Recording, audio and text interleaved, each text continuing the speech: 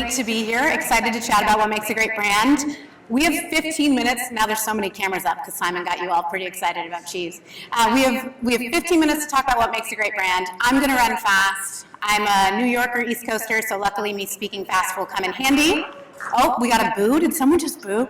Okay, phew. Okay, we'll talk about that later. All right, I'm Joanna Lord, excited to be here. He just introduced me. I'm not going to spend time on this, but I've spent my entire career in marketing.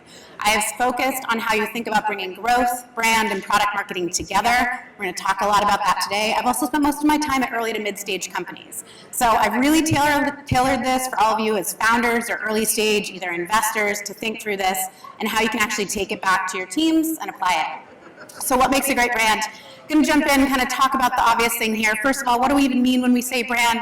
I think you hear a lot of this sort of stuff. You hear things like, oh, a brand is what people say when you're out in the room, and a brand is a feeling a consumer has, and a brand is the single most important investment you can make. And while I absolutely agree, I think that is 100% true, none of those statements are wrong, I thought we'd be a little bit more pragmatic today. To me, when I think about brand, I absolutely think about it as a growth lever. I encourage you all to do the same. You should only be investing in brand in early stage if you think it is going to return for your business. So what do I mean by that? Things like it creates differentiation. More important than ever, consumers are abandoning loyalty. They're thinking about it differently now. They're actually leaving brands that they've loved for years to try new things. We think about it as it relates to defensibility, more important than ever when you think about your runway, when you think about buying yourself time to find product market fit. And we think about it as driving acquisition, driving retention, and increasing monetization. The more you invest in brand early, and I'll talk through how, the lower your CAC is going to be. The longer and higher your LTV is going to be, and the more you're going to be able to charge or sell them across products and portfolios. It absolutely is meant to drive the growth of your business. When we talk about early stage, I really mean these three things. I'm going to try to bring it down to super simple. I think brand can be an intimidating topic for founders. So we're going to talk about brand identity. We're going to talk about, brand strategy, brand identity, and distribution. Okay, when we talk about brand strategy, what do we mean? It means that you take a couple of minutes, really half a day at most, you go back, you sit down with a pen and paper, or maybe your computer, whatever you want to do, and you think about what's your purpose. What surprises me about brand strategy is that many people skip this step. You're in early stage, you've got a lot on your plate, I totally get it. I founded a company before, it's the hardest couple of years of my life, and you think to yourself, I cannot possibly sit down and think about the why of my business or any of these sorts of Simon Sinek-like golden circle theories. But all you really need to do is focus on a couple of these sentences, right? So who do you serve? Not your target audience necessarily, but who are you in business for? What's the type of person that you wake up every day to think about? What is your vision for a better world? What could be true if you were to accomplish everything you set out to do? What is the role in that vision that you hope to play? And really, what makes you uniquely suited to do it? For the investors in the audience, I know there are many, I would encourage you to encourage your founders to think about this. You will see this manifest poorly if they come to the boardroom or they come with a pitch deck, and there's these tensions, like, we could go up market, we could stay mid-market. Well, it's B2B, but it could be B2B to C. And the more that you spend your time not really having a strong point of view on that early, the harder everything else becomes. So, great example, I'm going to throw out a lot of examples here, some that are B2B, some that are B2C. Lemonade's a great example. They're in the insurance business. They're there to make it simple and to make it kind, to make it good for the world, which is great. Now we know where they stand. You can see it from everything on their homepage, instant everything, incredible prices, big heart. They went with pink and white, and we'll talk about brand identity here in a second.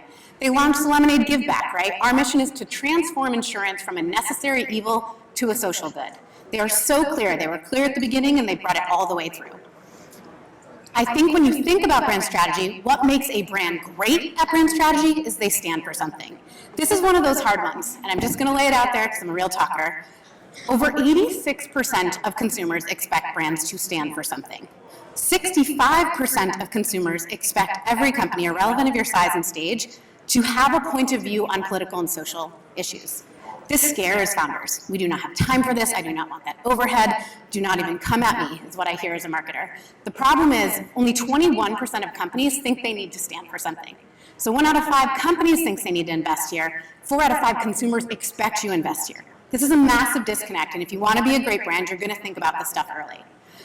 Other great examples, we've got TransferWise. They stand for just doing the right thing. There's a good way to transfer money. There's like a gross bad way. It's as simple as that.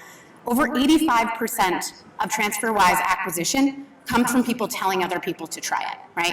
Airbnb, belonging and inclusion, I don't have to go into that one, I think we've all been there. Everything they've done since the very early days, they've spent more money on it over time, but early on they invested in it big. Bumble empowered women, the partnerships they choose, the conversations they have, the marketing, the content they push out, it's all about this single point of view. And we like them because of it. We might not even use it. You might be married and you would recommend to your single friend to check out Bumble. Think about how that affects your overall growth levers.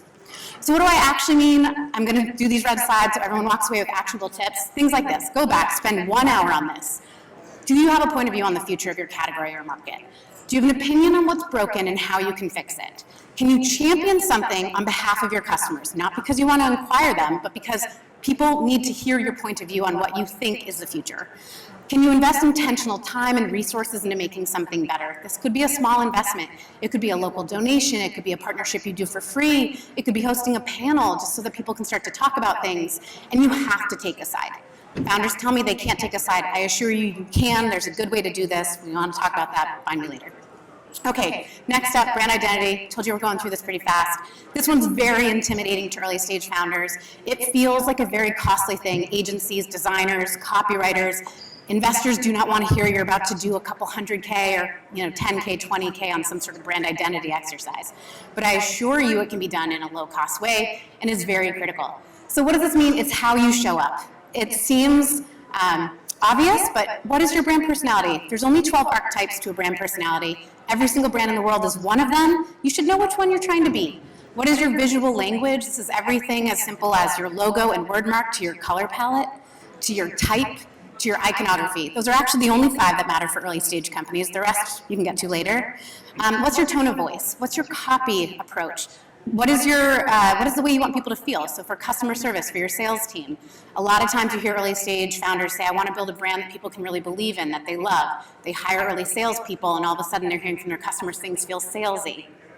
Maybe this is something we can work on just with some tone of voice guidelines. Some of this takes nothing but 2 hours, 3, 4 hours of brainstorming and alignment early on. Great example, Kindbody. If you just look at it, so this is a company that focuses on fertility journeys for people that are challenged in fertility. Everything screams this. So one, they went with a yellow-white palette. That means optimism. Optimism in your fertility journey. They went with a type that's lowercase, approachable, friendly. They went with an open logo that shows that we're included. They have things like full service, modern, accessible, which speaks to the exact challenges you feel in a fertility journey, which is nothing's happening now, nothing feels new, nothing feels novel, I don't have support. So everything on here, from the photography they've chosen to the language that says the family you dreamed of, now within reach, is brand identity. This could have been done poorly, this was done beautifully, and they're growing very fast because of it. When it comes to brand identity, great brands with identity are vulnerable. I know as founders you hear this and you're like, dear God, please do not make me do this right now. I don't want to speak about our mistakes and our challenges, and I don't want to have to put my time here when I have to think about a founding team and payroll and fundraising. But I assure you that your customers early on are looking for this. They want to see that there's someone behind this company. Some great examples I tried to pull from a wide range. So Playbook, they're in the financial services when it comes to tax. You just go, it's just a shared personal experience. So the founder wrote what they wish they knew in their 20s and how taxes and not saving money are, it felt very intimidating. It's just a connection point, right? So someone's going to check out that page.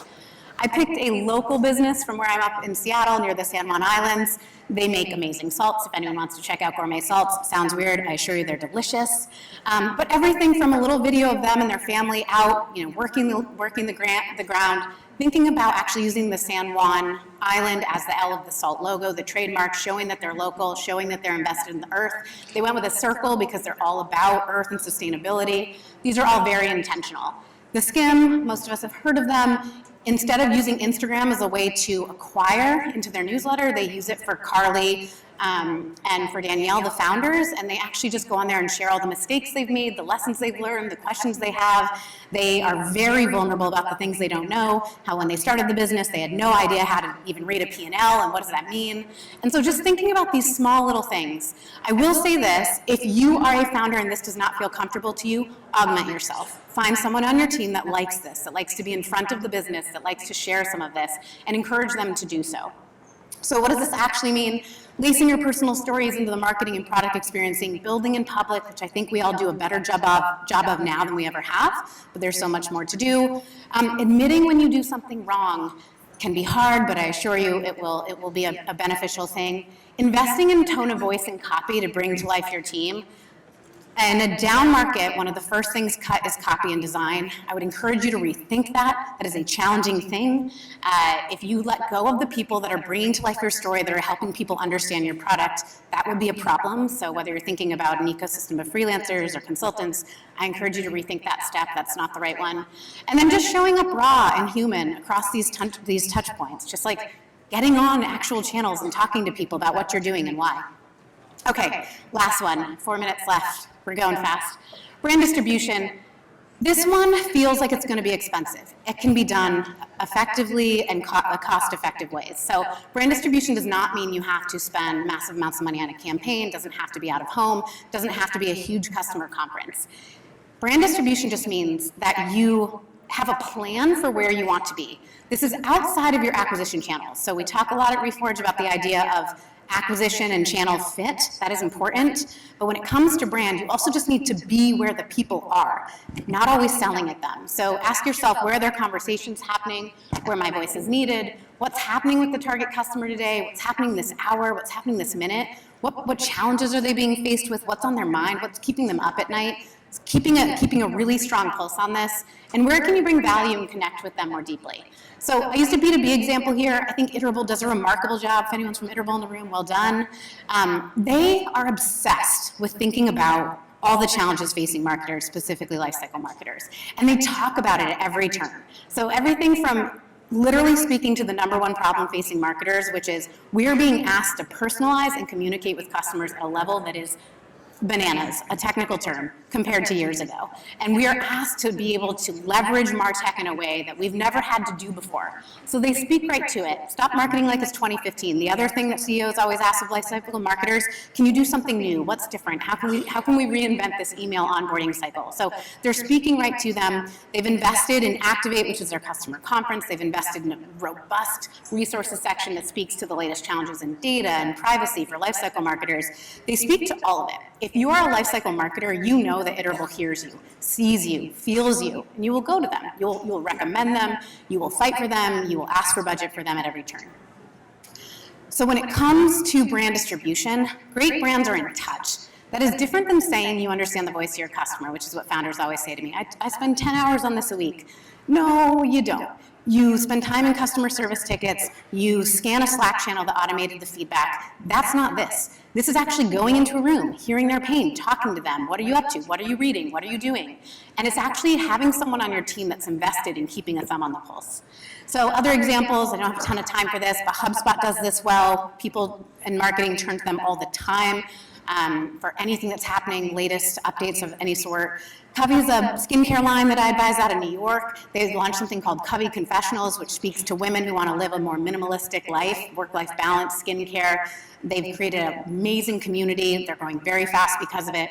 Chief is a great example. They've had a very hard month if anyone's been following this, but they've been speaking about their listening tours and bringing to light the issues of modern leadership and diversity, and they're trying to be honest about their shortcomings as they work through this. So what does this actually mean? You have someone who's responsible for this. Again, in a down market, people let go of people in community teams. Why? Community and social teams literally have a thumb on the pulse of your audience. That is an important thing, the most important thing. You invest in listening tools, channels, you embrace them internally, you hold voice of the customer sessions, customer advisory panels, you lead conversations in your category, you just prioritize spending time with them, which is very different again than just kind of monitoring tickets. So let's wrap this party up. When it comes to brand, it's easy to think it's optional. I get it. I understand the pulls on your time as a founder. You say you're going to get to it after fundraising, after you get product market fit, after you stood up a growth loop or two, after you understand the economics of your business. I assure you, those will all be easier if you invest in brand earlier. So great brands today, they stand for something. They're willing to be vulnerable. They invest in being in touch. This takes time. It takes intention. It just sometimes means that you spend one entire offsite on this topic, but your founding team will be tighter for it. Your point of view will be tighter for it. Where you spend your money, who you hire, who you partner with, Who you don't partner with will all be tighter for it. And as we all know, that matters a lot. Where you spend your time and the momentum behind your startup is everything. So I didn't put this up to kind of be cute about it. I just genuinely mean, when you're thinking about where to put your time over the next couple months, over the next year, I encourage you to think about some of these things. I know they can be intimidating. It's not everyone's cup of tea, but hopefully I gave you a place to start. If you want to chat about it, I put up all my information. Shoot me an email. We'll jump on a call. I hope this was helpful. Thank you.